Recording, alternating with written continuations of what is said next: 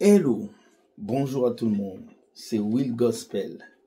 Bienvenue dans votre émission Entre nous, questions et réponses. Aujourd'hui, nous allons répondre à la question d'une sœur, une question qui date.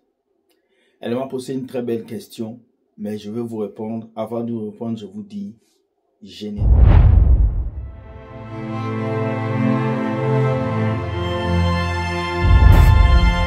Hello, la sœur nous a posé cette question. Frère William, est-ce qu'un homme de Dieu a le droit de porter oui ou non? Est-ce qu'un homme de Dieu a le droit de porter un pidjan, oui ou non? Voilà.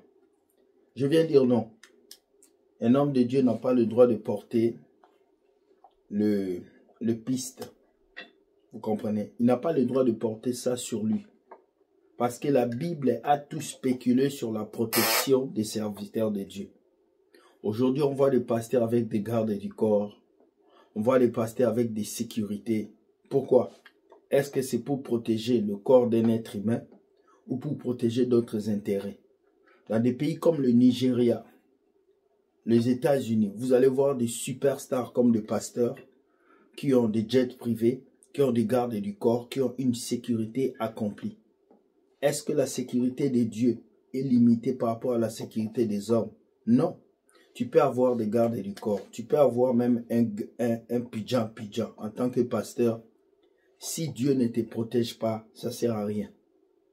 Parce que la vraie protection vient de Dieu. La vraie protection ne vient pas de nous.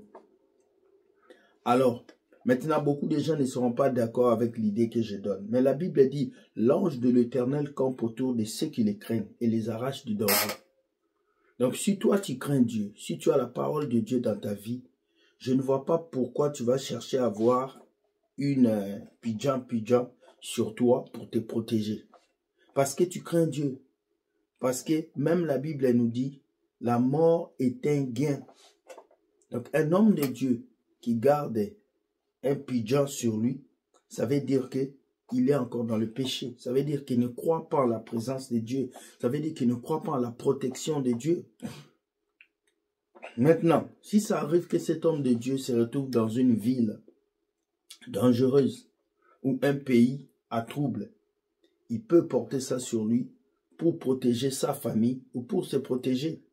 Dans un pays comme les États-Unis où la loi sur les gadgets sont autorisées, il y a des pasteurs qui ont ça chez eux.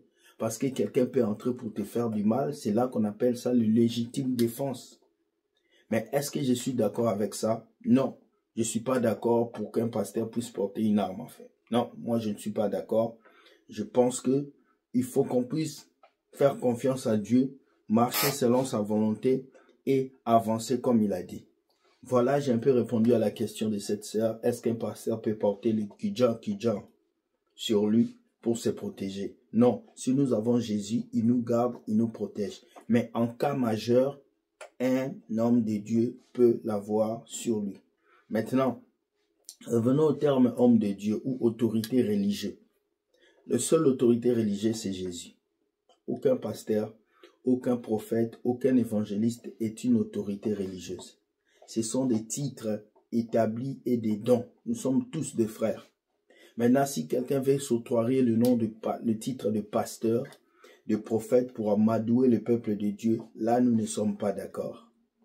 Voici la réponse que je voulais vous donner. Moi, je ne suis pas d'accord qu'un homme de Dieu puisse porter un tampon sur lui. Je ne suis pas d'accord. Pour moi, un homme de Dieu fait confiance à Dieu.